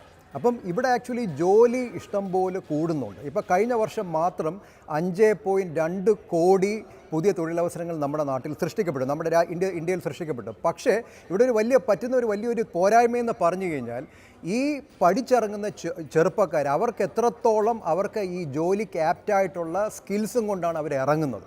അപ്പോൾ ആ ഒരു കാര്യം തീർച്ചയായിട്ടും ഇവിടെ ഗവൺമെൻറ് ശ്രദ്ധിക്കേണ്ടതായിട്ടുണ്ട്. അപ്പം ഒരു ഇൻഡസ്ട്രി അക്കാഡമിക് ഇൻ്റർഫേസ് തീർച്ചയായിട്ടും വരണം. ഇനിയിപ്പം ഡയറക്റ്റ് പേയ്മെൻറ്റിൻ്റെ കാര്യം വരുമ്പോഴത്തേക്ക് ഇങ്ങനെയുള്ള ഡയറക്റ്റ് പേയ്മെൻറ്റിനേക്കാളും ഒരു എക്കോണമി ബൂസ്റ്റ് ചെയ്യാൻ പറ്റുന്നത് എങ്ങനെയാണ്? നമുക്ക് അല്ലാത്ത സ്കീംസ് അല്ലാതെ ഇപ്പം ഗവൺമെൻറ്റിന് വേറെ പല സിസ്റ്റംസ് ഉണ്ട്. അപ്പോൾ അങ്ങനെയുള്ള പല സ്കീംസിൽ നമ്മൾ ഇൻവെസ്റ്റ് ചെയ്യുക. ഇപ്പം നേരത്തെ പറഞ്ഞതുപോലെ ഇൻഷുറൻസ് പദ്ധതി, അതേപോലെ നമ്മളെ ഈ സ്റ്റാർട്ടപ്സിനുള്ള ഫണ്ടിങ്, അതേപോലെ സ്റ്റോക്ക് മാർക്കറ്റിൽ ആൾക്കാരെ ഇൻവെസ്റ്റ് ചെയ്യിപ്പിക്കുക, അങ്ങനെയുള്ള അതേപോലെ ടൂറിസം മേഖലയിൽ ഇൻവെസ്റ്റ് ചെയ്യിപ്പിക്കുക, പലിശരഹിത വായ്പകൾ ചെറുപ്പക്കാർക്ക് കൊടുക്കുക, പിന്നെ അങ്ങനെയുള്ള പല സ്കീം. അപ്പം റാദർ ദാൻ ഈ കയ്യിൽ ഡയറക്റ്റായിട്ട് ഇൻവെസ്റ്റ്മെൻറ്റ് കൊടുക്കുന്നതിന് പകരം ഇങ്ങനെയുള്ള കുറേ സ്കീംസ് നമുക്ക് കൊടുക്കാം. ഇപ്പം വേറൊരു ഇതായിരുന്നു ആശാ വർക്കേഴ്സിനും അംഗൻവാടി ആൾക്കാർക്കും ആയുഷ്മാൻ ഭാരതിൻ്റെ ഭാഗമായിട്ട് അവരെ ചേർക്കും. അപ്പം ഡയറക്റ്റ്ലി കാഷ് ഇൻവെസ്റ്റ്മെൻറ്റ്സ് ചെയ്യുന്നതിന് പകരം ഇങ്ങനെയുള്ള കുറേ സ്കീംസ് വഴി കൊടുത്തു കഴിഞ്ഞാൽ അത് ഒത്തിരത്തോളം നമ്മുടെ സാമ്പത്തികം അല്ലെങ്കിൽ നമ്മുടെ ഒരു എക്കോണമിയെ ബൂസ്റ്റ് ചെയ്യാൻ പറ്റും എന്നാണ് എനിക്ക് തോന്നുന്നത്. ഓക്കെ, ഒരിടവേള പെട്ടെന്ന് എടുത്ത് തിരികെ വരാം. സ്വാഗതം ചർച്ചയിലേക്ക്. BJPയിൽ നിന്ന് ശ്രീ P. കൃഷ്ണദാസ് കൂടി ചേർന്നു. ശ്രീ P. കൃഷ്ണദാസ്, ശ്രീ പി കൃഷ്ണദാസ്, ഇങ്ങനെ സാമ്പത്തികപരമായ കാര്യങ്ങളിൽ ഒരു മറ്റൊരു പ്രതീതി ഉണ്ടാക്കി വെച്ച് അടിസ്ഥാനപരമായ പ്രശ്നങ്ങളെ സ്പർശിക്കാതെ ഒക്കെ മുന്നോട്ട് പോകുന്ന ഒരു കാഴ്ചപ്പാട് എന്നുള്ളതാണ് പ്രതിപക്ഷത്തിന്റെ വലിയ വിമർശനം എന്ന് പറയുന്നത്. ഇന്ധന അധിക നികുതിയിലൂടെ സമാഹരിച്ച ഏതാണ്ട് 27 ലക്ഷം കോടി രൂപ എവിടെ എങ്ങനെ വിനിയോഗിച്ചു എന്ന് പ്രതിപക്ഷം ചോദിക്കുന്നുണ്ട്. അത് കോർപ്പറേറ്റ് ടാക്സ് അടക്കം എഴുതി തള്ളാൻ വേണ്ടിയും രാജ്യത്തെ കോർപ്പറേറ്റുകൾക്ക് നികുതി ഇളവിലൂടെയും മറ്റ് തരത്തിലുള്ള ഇളവുകളിലൂടെയും കൈമാറ്റം ചെയ്യാനും ഒക്കെ വേണ്ടി ഉപയോഗിക്കുന്നതാണോ ധനകാര്യ മാനേജ്മെന്റ് എന്ന പ്രതിപക്ഷത്തിന്റെ വിമർശനത്തിന് ബിജെപിയുടെ മറുപടി എന്താണ്?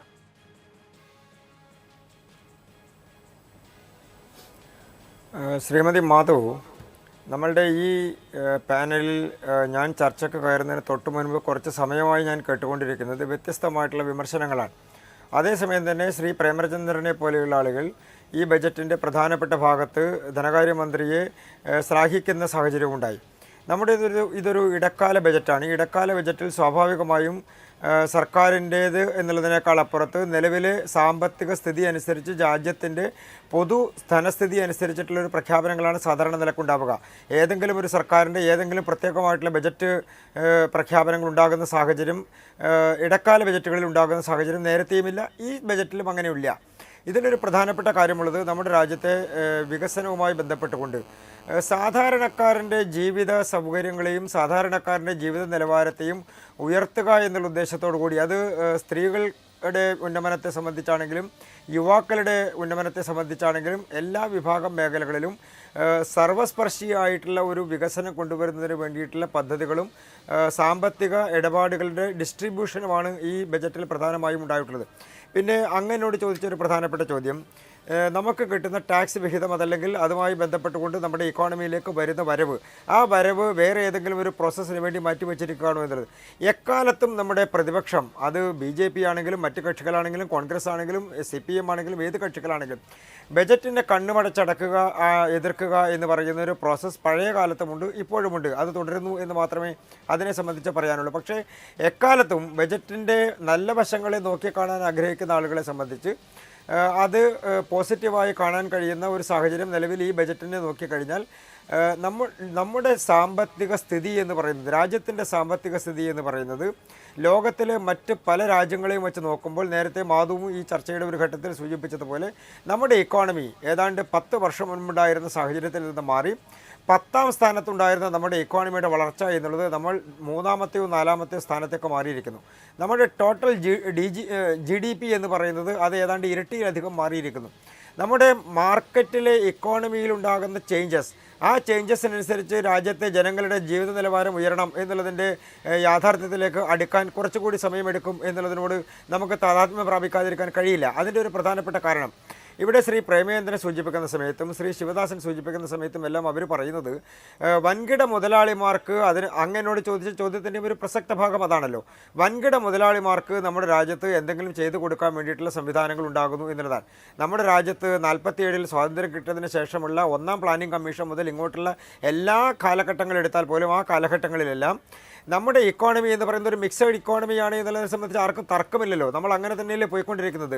സർക്കാരിൻ്റെ ഫണ്ട് വിനിയോഗിച്ചുകൊണ്ട് പൊതുമേഖലാ സംവിധാനങ്ങളെയും പൊതുമേഖലാ സിസ്റ്റത്തിനെയും ത്വരിതപ്പെടുത്തുകയും അതിനെ ശക്തിപ്പെടുത്തുകയും ചെയ്യുന്നതോടൊപ്പം തന്നെ സ്വകാര്യ മേഖലയിൽ ഉണ്ടാകുന്ന വികസനവും സ്വകാര്യ മേഖലയിൽ ഉണ്ടാകുന്ന സംരംഭങ്ങളും നമ്മുടെ രാജ്യത്തിൻ്റെ പൊതുവായിട്ടുള്ള ഇക്കോണമിയുടെ വളർച്ചയ്ക്ക് ഉതകുന്നതാണ് എന്നുള്ള കാഴ്ചപ്പാട് എക്കാലത്ത് നമ്മുടെ ബജറ്റുകൾ അവതരിപ്പിക്കുന്ന സമയത്താണെങ്കിലും നമ്മുടെ സാമ്പത്തിക സ്ഥിതി അവലോകനം ചെയ്യുന്ന സമയത്താണെങ്കിലും ഉണ്ട്. നമ്മൾ ആ സിസ്റ്റമാണ് തുടർന്ന് വന്നുകൊണ്ടിരിക്കുന്നത്. നമ്മുടെ ഇക്കോണമി ഇപ്പോൾ കഴിഞ്ഞ ഒരു 10 വർഷക്കാലത്തിനിടയിൽ പ്രധാനമന്ത്രിയുടെ മുദ്രാ ലോൺ പദ്ധതിയുമായി ബന്ധപ്പെട്ടുകൊണ്ട് നമ്മൾ കൊടുത്തിട്ടുള്ളത് സ്ത്രീകൾക്ക് മാത്രം കൊടുത്തു എന്ന് നാം അവകാശപ്പെടുന്നതും കണക്കാക്കപ്പെടുന്നതും 30 കോടിയിലധികം മുദ്രാ ലോണുകളാണ്. അപ്പോൾ അതുമായി ബന്ധപ്പെട്ടുകൊണ്ട് എംപ്ലോയ്മെൻറ്റുകൾ, ഒന്നുകിൽ ഒറ്റക്കുള്ള എംപ്ലോയ്മെൻറ്റുകൾ അതല്ലെങ്കിൽ ഒരു കൂട്ടം ആളുകൾക്ക് എംപ്ലോയ്മെൻറ്റ് ക്രിയേറ്റ് ചെയ്യപ്പെടാനായിട്ടുള്ള സാഹചര്യം ഉണ്ടാക്കുന്നു. അതോടൊപ്പം തന്നെ സ്ത്രീ സുരക്ഷയുമായി ബന്ധപ്പെട്ടുകൊണ്ട് സാധാരണക്കാരുടെ ജീവിത നിലവാരം ഉയർത്തുന്നതുമായി ബന്ധപ്പെട്ടുകൊണ്ട് 11.8 കോടി കർഷകർക്കാണ് PM കിസാൻ്റെ ഫലം കിട്ടാനുള്ള സാഹചര്യം ഉണ്ടാകുന്നത്. 4 കോടി ആളുകൾക്കാണ് PM ഫസൽ ബീമാ യോജന വഴിയുള്ള പ്രയോജനം കിട്ടാനുള്ള സാഹചര്യം ഉണ്ടാകുന്നത്. അപ്പോൾ കർഷകരെ സംബന്ധിച്ചാണെങ്കിലും സാധാരണക്കാരെ സംബന്ധിച്ചാണെങ്കിലും അവരുടെ ഇപ്പോൾ ഈ ബജറ്റിൻ്റെ ഭാഗമായി കൊണ്ട് തന്നെ അംഗൻവാടി ജീവനക്കാർക്കും അതുപോലെ തന്നെ സാധാരണക്കാരായിട്ടുള്ള ആളുകൾക്കും അവരുടെ ഇൻഷുറൻസ് പദ്ധതിയിൽ അവരെ ഉൾപ്പെടുത്താൻ വേണ്ടിയിട്ടുള്ള സാഹചര്യം വന്നിരിക്കുന്നു. നമ്മുടെ രാജ്യത്ത് 300 യൂണിറ്റ് വരെ വൈദ്യുതി സൗജന്യമാക്കിക്കൊണ്ട് സൗരോർജ്ജ പാനലുകൾ പാനലുകൾ സ്ഥാപിക്കാൻ വേണ്ടിയിട്ടുള്ള നടപടി എന്ന് പറഞ്ഞാൽ ഒരു വലിയ വിപ്ലവകരമായിട്ടുള്ള മാറ്റമാണ്. അതിനെ കാണാതിരുന്നുകൂടാ. അതോടൊപ്പം തന്നെ നമ്മുടെ രാജ്യത്തിൻ്റെ സാമ്പത്തിക സ്ഥിതി, GDP-യുടെ വളർച്ച അത് കഴിഞ്ഞ 10 വർഷക്കാലം കൊണ്ട് ഇരട്ടിയായി മാറിയിരിക്കുന്നു എന്നുള്ളതിനോടൊപ്പം തന്നെ നമ്മുടെ FDIയും ഏതാണ്ട് ഇരട്ടിയായി മാറിയിരിക്കുന്നു. അതോടൊപ്പം തന്നെ നമ്മുടെ വളർച്ചാ നിരക്ക് 7% നമ്മൾക്ക് എത്രയോ കാലമായി നിലനിർത്താൻ കഴിഞ്ഞിരിക്കുന്നു. അതോടൊപ്പം തന്നെ നമ്മുടെ ധനക്കമ്മി, എക്കാലത്ത് നമ്മളെ ബാധിച്ചിരുന്ന ബുദ്ധിമുട്ടിച്ചിരുന്ന ഒരു പ്രശ്നമാണ് ധനക്കമ്മി എന്നുള്ളത്. അത് 5.8% നമുക്ക് നിലനിർത്താൻ വേണ്ടി കഴിഞ്ഞിരിക്കുന്നു, കുറക്കാൻ വേണ്ടി കഴിഞ്ഞിരിക്കുന്നു. അപ്പോൾ ലോകത്ത് കഴിഞ്ഞ ഒരു 2-3 വർഷക്കാലത്തിനിടയിൽ ഉണ്ടായിട്ടുള്ള സാമ്പത്തിക മാറ്റങ്ങൾ പരിശോധിച്ചാൽ ഇപ്പോൾ ഡിജിറ്റൽ ഇക്കോണമിയുടെ കാര്യത്തിൽ നമ്മൾ 10 ഇരട്ടിയോളമാണ് മാറ്റം വന്നിരിക്കുന്നത്. ഡിജിറ്റൽ ഇക്കോണമിയുടെ കാര്യത്തിൽ നമ്മുടെ രാജ്യത്ത് സ്വാഭാവികമായും മറ്റ് ലോകരാഷ്ട്രങ്ങളെ തുലനം ചെയ്യുമ്പോൾ ശ്രീ ശിവദാസൻ അടക്കമുള്ള ആളുകൾ അങ്ങനെയാണല്ലോ തുലനം ചെയ്തത്. ജനസംഖ്യ കുറഞ്ഞ രാജ്യങ്ങളിലുള്ള പെർ ക്യാപിറ്റ ഇൻകത്തെ സംബന്ധിച്ചും അവിടുത്തെ GDP-യെ സംബന്ധിച്ചും നമ്മുടെ രാജ്യവുമായിട്ട് ഏതാണ്ട് 140 കോടിയിലധികം വരുന്ന ജനങ്ങളുള്ള നമ്മുടെ രാജ്യവുമായിട്ട് തുലനം ചെയ്യുക. നമ്മുടെ രാജ്യത്ത് 10 വർഷത്തിനിടയിലല്ലോ ഈ എല്ലാ സംഭവങ്ങളും ഉണ്ടായിട്ടുള്ളത്. അദ്ദേഹം വളരെ രസകരമായി സൂചിപ്പിച്ചത് ജനസംഖ്യാ വർധനയെ സംബന്ധിച്ചും സർക്കാർ എന്തുകൊണ്ട് ഏറ്റെടുത്തില്ല, പ്രധാനമന്ത്രി ഏറ്റെടുത്തില്ല എന്നുള്ളത്. എനിക്ക് അദ്ദേഹത്തിൻ്റെ ദോഷൈക ദൃക്കനെ നമുക്ക് ഞാൻ ആ തരത്തിൽ മാത്രമേ അതിനെ കാണുന്നുള്ളൂ. നമുക്ക് വിമർശനം ഉന്നയിക്കാൻ വേണ്ടി ഒരു കാര്യം പറയാം എന്നുള്ളത് ഒഴിച്ചു കഴിഞ്ഞാൽ ഈ രാജ്യത്തെ ജനങ്ങളുടെ ഒറ്റ കാര്യം കൂടി ചോദിച്ചോട്ടെ, ഈ ജനസംഖ്യാ വർധന പഠിക്കാൻ വേണ്ടി ഒരു സമിതിയെ നിയോഗിക്കും എന്നൊരു പ്രഖ്യാപനമുണ്ട്. വലിയ തോതിൽ ഒരുപക്ഷെ വരും ദിവസങ്ങളിൽ രാഷ്ട്രീയ വിമർശനങ്ങൾക്ക് കാരണമാകാവുന്ന ഒന്നാണ്. എന്താണ് അതുകൊണ്ട് ഉദ്ദേശിക്കുന്നത്? എന്താണ് സർക്കാരിന്റെ ലക്ഷ്യം?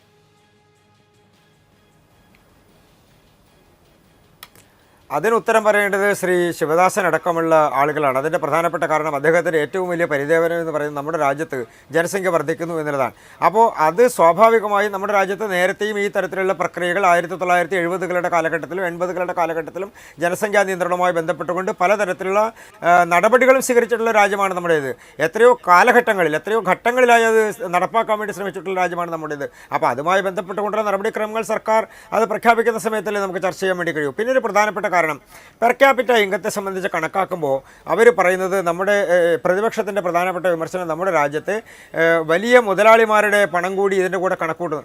എനിക്ക് അവരോട് ചോദിക്കാനുള്ള ടാറ്റയും ബിർളയും ഒക്കെ ഉണ്ടായിരുന്നൊരു കാലഘട്ടത്തിൽ, അംബാനിയും ഒക്കെ ഉണ്ടായിരുന്നൊരു കാലഘട്ടത്തിൽ, അതായത് പഴയ കാലഘട്ടത്തിൽ 1ാം പ്ലാനിംഗ് കമ്മീഷൻ്റെ കാലഘട്ടം മുതലുള്ള കാലഘട്ടത്തിലാണെങ്കിലും ഇങ്ങനെ തന്നെയല്ലേ നമ്മുടെ പെർ ക്യാപിറ്റ ലോകരാജ്യത്തെ എല്ലാ രാജ്യങ്ങളും അങ്ങനെ തന്നെയല്ലേ കണക്കാക്കുന്നത്.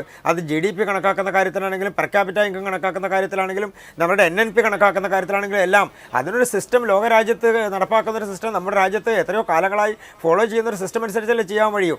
ഇന്നയാളുടെ വരുമാനം അതിൽ നിന്ന് മാറ്റി നിർത്തണം, ഇന്നയാളുടെ വരുമാനം അതിൽ നിന്ന് കൂട്ടിച്ചേർക്കണം എന്ന് പറയാൻ വേണ്ടി കഴിയുമോ? അതങ്ങനെ തന്നെയാണ് എക്കാലത്തും സ്വീകരിച്ചിട്ടുള്ളത്. അത് ജനസംഖ്യ നിന്നുണ്ടാകണം എന്നുള്ളതാണ് പ്രതിപക്ഷം ചൂണ്ടിക്കാണിക്കുന്ന ഒരു കാര്യം. സത്യമാണ്. ഈ പറയുന്ന പെർ ക്യാപിറ്റ ഇൻകം കണക്കാക്കുന്ന മാനദണ്ഡം എന്ന് പറയുന്നത് അങ്ങനെ തന്നെയാണ്, അത് അംഗീകരിച്ചു പോകേ കഴിയുള്ളൂ. പക്ഷേ അസന്തുലിതാവസ്ഥ പരിഹരിക്കാൻ താഴെ തട്ടിലുള്ള മനുഷ്യരുടെ സാമ്പത്തിക സാഹചര്യം മെച്ചപ്പെടുത്താനുള്ള ഇടപെടലുകൾ ഇപ്പുറത്തെ വശത്ത് വേണം എന്നുള്ളൊരു ആവശ്യം അവർ മുന്നോട്ട് വെച്ചു എന്നേ ഉള്ളൂ. ഇടവേള പെട്ടെന്ന് വരാം. തിരികെ സ്വാഗതം ചർച്ചയിലേക്ക്. ശ്രീ BA പ്രകാശ്, സബ്കാ സാത്ത് സബ്കാ വികാസ് എന്നുള്ള മുദ്രാവാക്യം കൂടുതൽ ഊന്നി മുന്നോട്ട് വെക്കും എന്നുള്ളതാണ് ഈ ബജറ്റ് പ്രസംഗത്തിന്റെ ആമുഖത്തിൽ തന്നെ നിർമ്മലാ സീതാരാമൻ മുന്നോട്ട് വെച്ചൊരു കാര്യമെന്ന് പറയുന്നത്. നമുക്കറിയാം, അയോധ്യ ക്ഷേത്ര നിർമ്മാണവുമായി ബന്ധപ്പെട്ട് നടത്തിയ പ്രസംഗത്തിൽ പ്രധാനമന്ത്രി നരേന്ദ്രമോദി പോലും രാജ്യത്ത് 4 കോടി ആളുകൾക്ക് വീട് നിർമ്മിച്ചു നൽകി എന്നൊരു പ്രഖ്യാപനം നടന്നു. 5 വർഷത്തിനുള്ളിൽ 2 കോടി വീടുകൾ കൂടി നിർമ്മിച്ചു നൽകുന്നു എന്നൊരു പ്രഖ്യാപനം. അടിസ്ഥാനപരമായി സാമ്പത്തികമായി പിന്നാക്കം നിൽക്കുന്ന ആളുകളെ സ്വാധീനിക്കാൻ സർക്കാരിന് കഴിയുന്നുണ്ട് ബജറ്റിലൂടെ എന്ന് വലത് രാഷ്ട്രീയം മുന്നോട്ട് വെക്കുന്നവർ വലിയ അവകാശവാദമായി മുന്നോട്ട് വെക്കുന്നുണ്ട്. എന്താണ് അതിൻ്റെ യാഥാർത്ഥ്യം? അതായത് ഈ BJP സർക്കാർ ഈ ദരിദ്ര ജനവിഭാഗങ്ങൾക്കൊന്നും കൊടുക്കുന്നില്ല എന്ന് പറയണതിലൊന്നും അർത്ഥമില്ല. അതായത് അവർ പല സ്കീംസിലും പല മേഖലകളിലും ദരിദ്ര ജനവിഭാഗങ്ങൾക്ക് പലതരത്തിലുള്ള ആനുകൂല്യങ്ങൾ കൊടുക്കുന്നുണ്ട്, ഇല്ല എന്നൊന്നും പറയാനൊക്കില്ല. പക്ഷേ ഇവിടെ ഉള്ള ഒരു പ്രശ്നം എന്താണ്? ഞാൻ ഒരു ഉദാഹരണം പറയാം. അതായത് ഇന്ത്യയിൽ താമസിക്കുന്ന പട്ടണങ്ങളിൽ താമസിക്കുന്ന ആളുകളുടെ പകുതിയോളം 49% സ്ലമ്മിലാണ് താമസിക്കുന്നത്. ഇത് UN ഒരു കണക്കാണ്. സസ്റ്റൈനബിൾ ഡെവലപ്മെൻറ്റ് ഗോൾസ് റിപ്പോർട്ടിൽ ഇന്ത്യയുടെ ഒരു കണക്ക് അവർ പറഞ്ഞിരിക്കുകയാണ്. അതായത് നമ്മുടെ ഇന്ത്യയിലെ നഗരങ്ങളിൽ താമസിക്കുന്ന ആളുകളുടെ 50%, 49% താമസിക്കുന്ന സ്ലമ്മിലാണ്. ഇത് ഒരു ചെറിയ ആനുകൂല്യം കൊടുക്കുകയോ അല്ലെങ്കിൽ ഒരു ചെറിയൊരു ഗ്യാസ് കൊടുക്കുകയോ അല്ലെങ്കിൽ അങ്ങനെ എന്തെങ്കിലും ഒരു ചെറിയൊരു സഹായം കൊടുത്ത് ഈ 50%-ഓളം സ്ലമ്മിൽ താമസിക്കുന്ന നമ്മുടെ നഗരങ്ങളിൽ താമസിക്കുന്ന ആളുകളെ രക്ഷപ്പെടുത്താൻ ഒക്കുമോ? അപ്പോൾ അതാ ഞാൻ പറഞ്ഞത്, അതായത് നമ്മൾ വെറും ഒരു കമ്പോള നയങ്ങളുമായിട്ട് മുന്നോട്ട് പോയി കഴിഞ്ഞാൽ നമുക്ക് മുന്നോട്ട് പോകാൻ ഒക്കില്ല. ഇത് അഡ്രസ്സ് ചെയ്യാനായിട്ട് വലിയ നഗരവികസനത്തിൽ തന്നെ ഒരുപാട് മാറ്റങ്ങൾ വരുത്തേണ്ടിയിരിക്കുന്നു. അതോടൊപ്പം തന്നെ ഇവരെയൊക്കെ താമസിക്കാനായിട്ടുള്ള പുതിയ സ്ഥലങ്ങൾ കണ്ടെത്തുന്ന ഒരുപാട് പ്രശ്നങ്ങളുണ്ട്, അല്ലെങ്കിൽ അവർക്ക് ഒരുപാട് സഹായങ്ങൾ കൊടുക്കുന്ന ഒരുപാട് പ്രശ്നങ്ങളുണ്ട്. അപ്പോൾ ഒരു സ്റ്റേറ്റ് വലിയ തോതിൽ ഇടപെട്ടാൽ മാത്രമേ ഈ തരത്തിലുള്ള പ്രശ്നങ്ങൾ നമുക്ക് അഡ്രസ്സ് ചെയ്യാൻ കഴിയുന്നുള്ളതാണ്. അപ്പോൾ ആ തരത്തിലുള്ള ഒരു കാഴ്ചപ്പാട് പൊതുവിൽ നമ്മുടെ ഇന്നത്തെ ബഡ്ജറ്റിലോ അല്ലെങ്കിൽ ഇവരുടെ ഈ ഡോക്യുമെൻറ്റ്സിലോ കാണുന്നില്ല എന്നുള്ളതാണ് ഞാൻ ചൂണ്ടിക്കാണിച്ച ഒരു പ്രധാനപ്പെട്ട ഒരു കാര്യം. അതായത് ക്യാപിറ്റലിസ്റ്റ് ഡെവലപ്മെൻറ്റിൽ അതായത് വിദേശ രാജ്യങ്ങൾ അല്ലെങ്കിൽ വളരെ ഡെവലപ്ഡ് രാജ്യങ്ങൾ അനുവർത്തിക്കുന്ന ഒരു നയം തന്നെയാണ് നമ്മൾ അനുവർത്തിക്കുന്നത്. വലിയ ക്യാപിറ്റലിസ്റ്റിനെ അല്ലെങ്കിൽ ഇൻവെസ്റ്റേഴ്സിനെ നമ്മൾ പ്രൊമോട്ട് ചെയ്യുന്നു, ലാർജ് സ്കെയിൽ പ്രൊഡക്ഷൻ വരുന്നു. അതുമൂലം ഒരു നേട്ടമുണ്ട്. ഒരു സാധാരണഗതിയിൽ ലോകത്തുള്ള രാജ്യങ്ങളൊക്കെ തന്നെ സാമ്പത്തികമായിട്ട് മുന്നോട്ട് പോകുന്ന ഒരു വഴിയും അത് തന്നെയാണ്. ആ വഴിയിൽ നിന്ന് നമുക്ക് മാറാൻ പറ്റില്ല. പക്ഷേ അത് പറയുമ്പോൾ തന്നെ ഈ തരത്തിലുള്ള ഒരു നയം വലിയ തോതിൽ സ്റ്റേറ്റ് ഈ തരത്തിലുള്ള വളരെ ദുർബല വിഭാഗത്തിലുള്ളവരും വളരെ മോശമായിട്ട് കിടക്കുന്ന ആളുകളുടെ ക്ഷേമത്തിനുള്ള വലിയ തോതിലുള്ള കമ്പോള നടപടികളും വലിയ തോതിൽ പണം മുടക്കിയുള്ള നടപടികളും മറ്റ് നടപടികളും ചെയ്താൽ മാത്രമേ ഇന്ത്യയെ പോലുള്ള ഒരു രാജ്യത്തിൽ നമുക്ക് സാധാരണ ജനങ്ങളുടെ വളരെ മോശപ്പെട്ട ജനങ്ങളുടെ ജീവിത നിലവാരത്തിൽ മാറ്റം വരുത്താൻ ഒക്കൂ. ആ തരത്തിലുള്ള നയങ്ങളിലേക്കില്ല. അതിനെപ്പറ്റി ഒന്നും കാര്യമായിട്ട് മെൻഷൻ ചെയ്യുന്നില്ല എന്ന് മാത്രം ആണ് നമ്മുടെ ഈ ഡോക്യുമെൻറ്റിൻ്റെ ഒരു പ്രധാനപ്പെട്ട ഒരു ന്യൂനതയായിട്ട് ഞാൻ കാണുന്നത്. ശരി, ശ്രീ ജോസ് തോമസ്, അതായത് ഈ GST സംസ്ഥാനങ്ങൾക്ക് വലിയ തോതിൽ ഗുണം ചെയ്തു എന്നുള്ളതാണ് ഇന്നിപ്പോൾ ധനമന്ത്രി പറഞ്ഞിരിക്കുന്ന ഒരു കാര്യം എന്ന് പറയുന്നത്. GST സംസ്ഥാനങ്ങൾക്ക് ഗുണം ചെയ്തു, ധനക്കമ്മി കുറഞ്ഞിട്ടുണ്ട് എന്നടക്കമുള്ള കാര്യങ്ങൾ. GST നഷ്ടപരിഹാരം 5 വർഷം പോരാ, അത് സംസ്ഥാനങ്ങൾക്കുണ്ടാക്കിയ സാമ്പത്തിക പ്രതിസന്ധിയെ മറികടക്കാൻ കഴിഞ്ഞിട്ടില്ല. നഷ്ടപരിഹാരം കൂടുതൽ വർഷങ്ങളിലേക്ക് നീട്ടേണ്ടതുണ്ട് എന്നതടക്കമുള്ള ആവശ്യങ്ങൾ സംസ്ഥാന സർക്കാരുകൾ മുന്നോട്ട് വെക്കുന്നതിനിടയിലാണ് ഈ അവകാശവാദം. മാത്രമല്ല, GST പ്രഖ്യാപിക്കപ്പെട്ടതോടുകൂടി മുഴുവൻ സാധനങ്ങൾക്കും വില കുറഞ്ഞു എന്നതടക്കമുള്ള അവകാശവാദങ്ങളുണ്ട്. നമുക്ക് നമ്മുടെ ഒരു ആനുകാലിക സാമ്പത്തിക പശ്ചാത്തലത്തിൽ നിന്നുകൊണ്ട് അത്തരം അവകാശവാദങ്ങളെ കണ്ണുമടച്ച് വിശ്വസിക്കാൻ കഴിയുമോ?